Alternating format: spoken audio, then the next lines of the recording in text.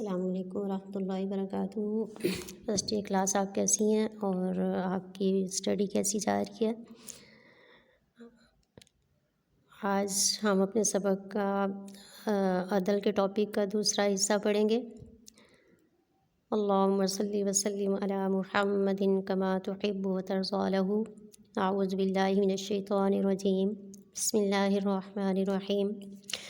پہلے ہم نے عدل کا مفہوم پڑھا، لغوی مفہوم، اصطلاحی مفہوم، عدل کی اہمیت پڑھی ہم نے، قرآن مجید کی روشنی میں عدل کی اہمیت پڑھی، احادیث مبارکہ کی روشنی میں عدل کی اہمیت، اور حضرت نبی کریم خاتم النبیین صلی اللہ علیہ وسلم کے اسوہ مبارکہ کی روشنی میں عدل کی اہمیت بیان کی۔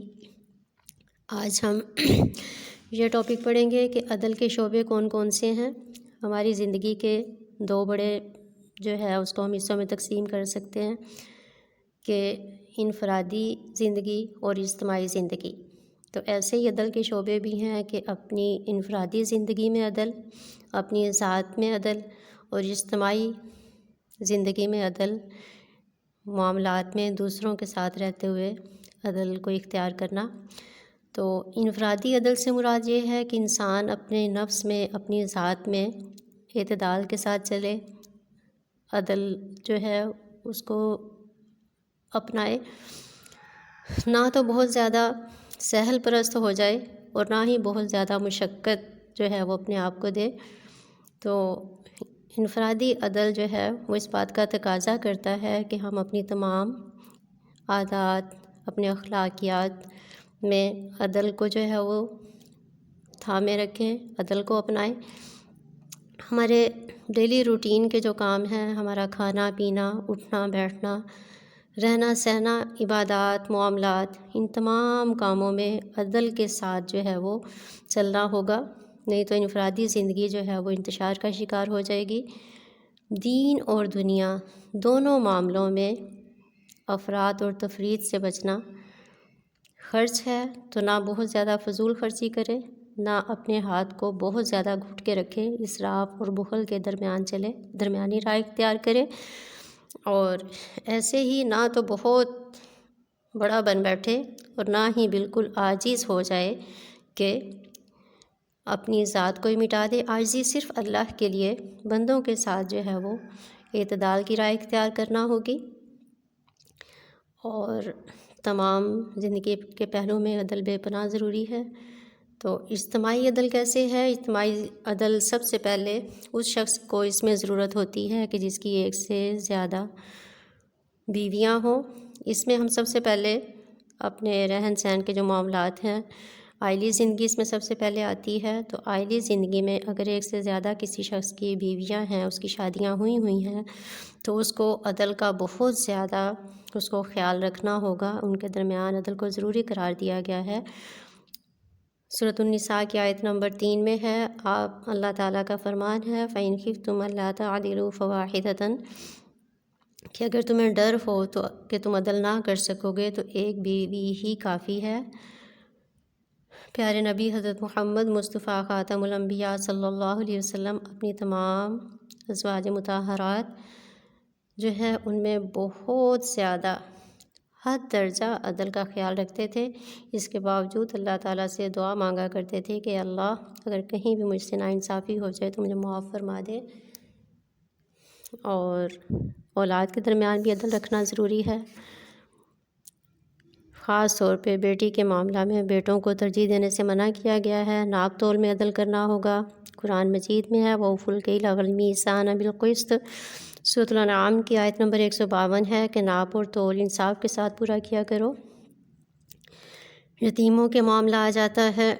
یتیم کمزور ترین افراد ہوتے ہیں معاشرہ کے، تو ان کے ساتھ خاص طور پہ عدل کا معاملہ کرنا ہوگا، کیونکہ یتیموں کے جو ورثاء ہیں ان کے مال کو استعمال کرنا اپنا حق نہ سمجھیں، بلکہ اللہ تعالیٰ نے فرمایا ہے سورۃ النساء کی آیت نمبر 127 کہ وَأَن تَقُومُوا لِلْيَتَامَى بِالْقِسْطِ، اور مال جو ہے اس کا ترجمہ اس طرح ہے کہ یتیموں کے ساتھ انصاف کا معاملہ کرو، لین دین کے معاملے میں عدل کرنا ہوگا۔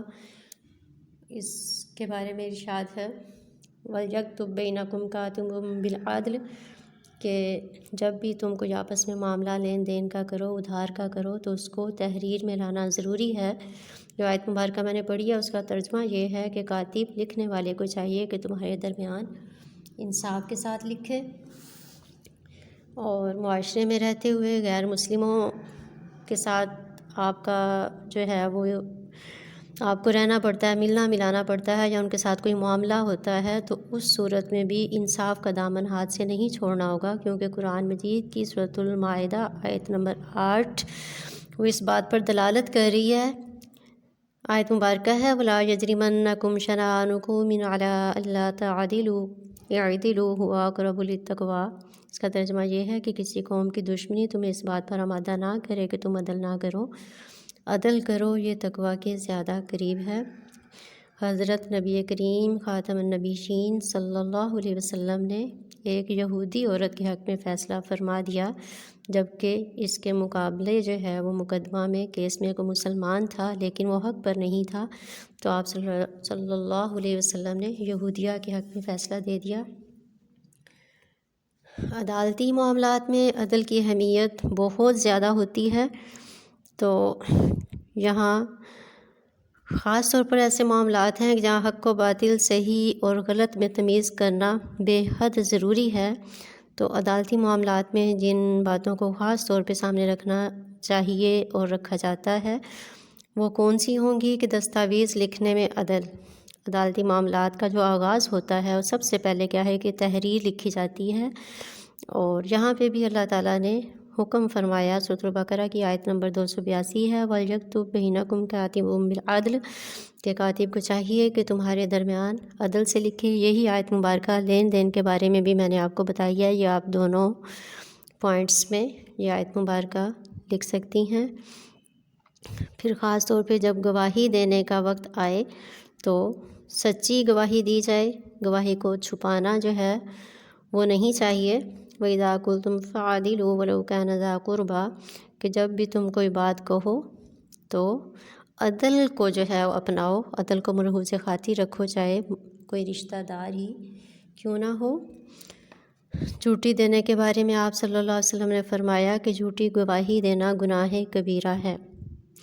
پھر جب فیصلہ کرنے کا وقت آئے تو حاکم یا قاضی جو بھی اس وقت فیصلہ کرنے کا پابند ہے، اس کو قاضی بنایا گیا ہے، تو اس کے لیے عادل ہونا بے حد ضروری ہے۔ اور ان کے بارے میں حضرت نبی کریم خاتم النبیین صلی اللہ علیہ وسلم نے فرمایا کہ کوئی حاکم دو آدمیوں کے درمیان اس وقت تک فیصلہ نہ کرے کہ جب تک کہ وہ غصے کے حال میں ہے، اور حاکم یا قاضی کے لیے رشوت لینا، تحائف قبول کرنا، یہ سب جو ہے وہ حرام قرار دیا گیا ہے، منع ہے بڑی سختی کے ساتھ، اور اسے حکم ہے کہ وہ کسی بھی پارٹی کی فیور میں، ان کی حمایت میں نہ جائے، درست فیصلہ کرے۔ آیت مبارکہ سورۃ النساء کی ہے 58 وَإِذَا حَكَمْتُمْ بَيْنَ النَّاسِ أَن تَحْكُمُوا بِالْعَدْلِ، کہ اس کا ترجمہ ہے جب بھی تم لوگوں کے درمیان فیصلہ کرو تو عدل کے ساتھ فیصلہ کرو۔ اور حضرت نبی کریم خاتم النبیین صلی اللہ علیہ وسلم نے عدل کرنے والے حاکم کی بہت تعریف فرمائی۔ آپ کا فرمان ہے جس کا ترجمہ ہے کہ قیامت کے دن عادل حکمران اللہ کے عرش کے سایہ میں ہوگا، مفہوم ہے ترجمے کا۔ تو عدل کا ٹاپک بہت زیادہ اہم ہے، اور عدل کے بہت زیادہ فوائد ہیں، اس سے اللہ تعالیٰ کی رضا حاصل ہوتی ہے۔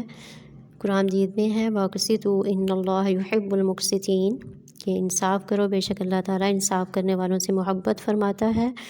انصاف کرنے والے کے درجات اللہ کے ہاں بلند ہوتے ہیں، جیسا کہ ابھی میں نے آپ کو حدیث مبارکہ پڑھ کے سنائی تھی، جس کے ترجمہ کا مفہوم ہے کہ عادل حکمران قیامت کے دن اللہ تعالیٰ کے عرش کے سایہ میں ہوگا۔ اور تقویٰ جو ہے اس سے حاصل ہوتا ہے، عدل کرنے سے گناہوں سے نفرت پیدا ہوتی ہے، نیکی کرنے کا رجحان پیدا ہوتا ہے، اور یہی تقویٰ ہے۔ ارشاد مبارک ہے اعدلوا هو اقرب للتقویٰ، عدل کرو، یہ تقویٰ کے زیادہ قریب ہے۔ جو معاشرہ عدل پر چلتا ہے اس میں استحکام پیدا ہو جاتا ہے، حقدار کو اس کا حق ملتا ہے، وہ مطمئن ہو جاتا ہے، اور ظالم کو جب ظلم کی سزا ملتی ہے تو وہ آئندہ اپنے اس جرم سے باز آ جاتا ہے۔ جس معاشرے میں عدل ہو وہاں جرائم ختم ہو جاتے ہیں، معاشرہ برائیوں سے پاک ہو جاتا ہے، اور عدل کرنا دعا کی قبولیت کا باعث ہے۔ آپ صلی اللہ علیہ وسلم کا فرمان عالی ہے کہ عادل حکمران کی دعا قبول ہوتی ہے۔ اللہ تعالیٰ اس سے شخص کا حامی و ناصر ہوتا ہے جو اپنی زندگی کے تمام معاملات میں عدل کا راستہ اختیار کرتا ہے۔ اللہ تعالیٰ سے دعا ہے کہ ہمیں اپنی زندگی کے تمام معاملات میں عدل و انصاف کو اپنانے کی، اس پر استقامت سے قائم رہنے کی توفیق عطا فرمائے۔ آمین ثم آمین۔ وما علینا الا البلاغ۔ اللہم صلی وسلم علی محمد کما تحب وترضی لہ۔